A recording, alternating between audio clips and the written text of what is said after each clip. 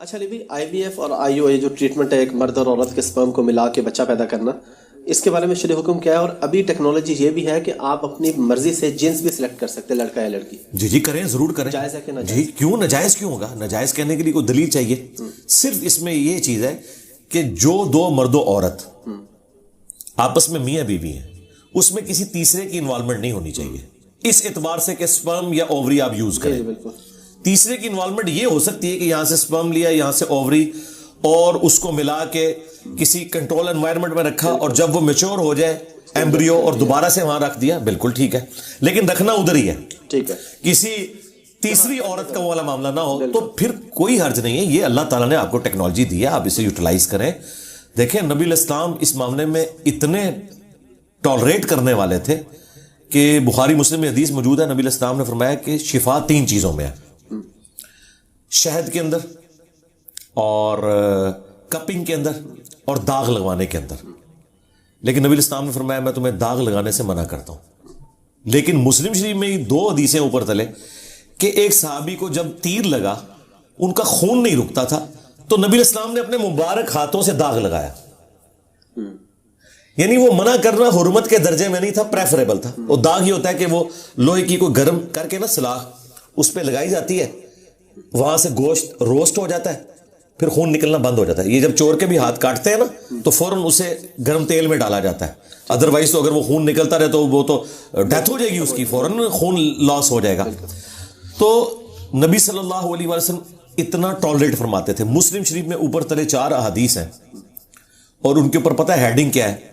نبی الاسلام کی اطاعت کن کاموں میں واجب ہے اور کن میں واجب نہیں. اندازہ کریں، اتنی حیران کن یہ ہیڈنگ ہے چیپٹر کی. اس کے اندر آپ حدیثیں پڑھیں، 4 حدیثیں ہیں. نبی الاسلام کے مبارک زمانے میں نر اور مادہ کے کھجور کا ملاپ کروایا جاتا تھا اچھی فصل لینے کے لیے. نبی الاسلام وہاں سے گزرے، آپ نے فرمایا یہ کیوں کرتے ہیں؟ ان کا اچھی فصل کے لیے. آپ نے فرمایا اگر یہ نہ کرو تو، بس اتنا کہا. انہوں نے اسے نبی الاسلام کا حکم مان لیا، ان کی فصل کم ہو گئی. وہ شکایت لے کے حضور کے پاس آ گئے، کہا یا رسول اللہ ہماری تو فصل کم ہو گئی ہے. آپ نے فرمایا کہ میں نے تمہیں کو منع تو نہیں کیا تھا، اگر میں اللہ کے حوالے سے کوئی دین کی بات بتاؤں وہ لیا کرو، لیکن اگر میں تمہارے دنیاوی کام میں تمہیں کوئی مشورہ دوں تو وَأَنْتُمْ أَعْلَمُ بِأَمْرِ دُنْيَاكُمْ، تم دنیا کے کاموں کو مجھ سے بہتر جانتے ہو. ایڈا جگڑا چاہیے گل کرنے واسطے سرکار. بے شک اتنے مولوی نو مسئلہ نہ پتا ہوئے تو جھوٹا مسئلہ بنا کے دس دینا ہے. اور ہمارے پروفٹ وہ ہیں جو یہ کہہ رہے ہیں کہ دنیا کے کاموں کو تم مجھ سے بہتر سمجھتے ہو. اس لیے اس کے اوپر باب باندھا گیا کہ کن کاموں میں نبی الاسلام کی آپ نے اطاعت واجب ہے، کس میں نہیں ہے. یعنی آپ دنیاوی امور میں کوئی بات کریں، ظاہر نبی الاسلام کا تو ایکسپیرینس نہیں ہے، آپ کا ایکسپیرینس تو بھیڑ بکریاں چرانے میں، ٹھیک ہے، لیکن جو آپ نے اپنے ایکسپیرینس میں چیز نہیں لائی ہوئی اور دوسرے کو ایکسپیرینس ہے، تو نبی الاسلام کوئی آر محسوس نہیں کرتے تھے اس بارے میں کہ اپنے نالج کو آپ انہانس کریں اس سے، اور پھر ان معاملات کو ڈسکس کر کے. آپ دیکھیں حضرت سلمان نے فارسی سے مشورہ کیا ہے، انہوں نے خندق کھودنے کا مشورہ دیا. جی بے شک. تو نبی الاسلام کوئی نیچے ہو گیا اس کی وجہ سے؟ آپ مشورہ کرتے تھے صحابہ کرام سے کہ بتاؤ ہمیں کیا اب کرنا ہے، اس معاملے میں کیا کرنا چاہیے.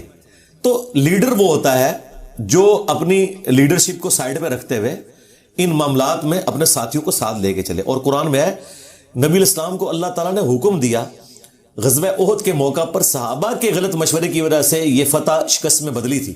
نبی الاسلام کی مرضی نہیں تھی کہ مدینے سے نکل کے دفاع کیا جائے، لیکن وہ پرجوش تھے، حضور نے کہا ٹھیک ہے اکثریت کی رائے ہے یہ.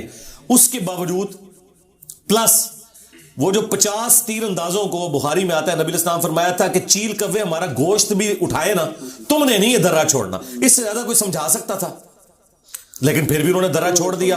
15 رہ گئے، 35 نے چھوڑ دیا. اور وہ خالد بن ولید نے پیچھے سے آگے حملہ کیا، حضور کے بھی داں شہید ہو گئے، آپ کی شہادت کی خبر مشہور ہوگی. کتنا غصہ ہوگا نبی الاسلام کو کہ ایک فتح شکست میں بدل گئی. قرآن میں اللہ تعالیٰ نے 60 آیات میں سرزنش کی صحابہ کرام کی، پھر معاف کیا، اور پھر نبی الاسلام کو کہا کہ آپ اگر تند مزاج ہوتے نا تو یہ ساتھی آپ سے کب سے الگ ہو جاتے. یہ آپ کی نرمی ہے، اور یہ اللہ کا فضل ہے کہ آپ نرم ہیں اپنے ساتھیوں کے حق میں. اللہ نے اسے اپنی طرف منسوب کیا. اچھا، اور پھر فرمایا کہ آندہ بھی انہیں مشورے میں شامل رکھنا ہے. ہائے ہائے ہائے ہائے، یعنی مشورے کی کاسٹ ادا کی ہے پروفٹ نے. لیکن حضور کو کہا جائے یہ نہ ہو کہ آندھا آپ یہ کہیں کہ یار تہاڈی گل پہلے بھی کام پیا سی ہن میں تانوں وچ نہیں پاڑا. نہیں, ان کو شامل رکھنا ہے. امرہم شورا بینہم بھی ہے سورہ شورا کے اندر. تو ایک بڑی نارمل لائف, نبی علیہ السلام کی کامیابی ہے ہی ہے کہ آپ نے بڑی نارمل لائف گزاری ہے, اور آپ کے ساتھی بھی آپ کے بعد وہ نارمل لائف جب تک گزارتے رہے ہیں تو اسلام اور مسلمانوں کا گراف اوپر گیا. جب انہوں نے پروفٹ کا راستہ چھوڑا ہے تو اسلام کا گراف نیچے آیا. مسلمانوں کا گراف بے شک اوپر جاتا رہے, اسے کوئی فرق نہیں پڑتا. اسلام کا گراف پھر نیچے آ گیا خلفائے راشدین کے بعد. تو اس میں یہ تو آپ نے ڈیٹیل سے بتا دیا, تو جنس چوز کرنا بھی بالکل ٹھیک ہے. جی ٹھیک ہے, کر سکتے ہیں, آپ کا رائٹ ہے, کیوں نہ کریں. ٹھیک ہے, دعا نہیں کرتے ہم, کرتے ہیں. اگر حضرت زکریا کے پاس کوئی آپشن ہوتا نا تو اسے اویل کرتے. انہوں نے بیٹا مانگا ہے, اولاد یعقوب کا وارث, ٹیمپل آف سلیمان میں اسے وہاں پر ایک آج کے اعتبار سے سمجھ لیں کہ گدی نشین اس خانقاہ کا, جہاں توحید کی وہ بات کرے. حضرت عیسیٰ ابن مریم کی تصدیق کرنے والے تھے وہ. تو بیٹا مانگ کے لیا نا, یہ آپ کا رائٹ ہے, آپ کریں. اللہ تعالیٰ نے آپ کو ریسورسز دیے ہیں تو ضرور کریں, ضرور کریں.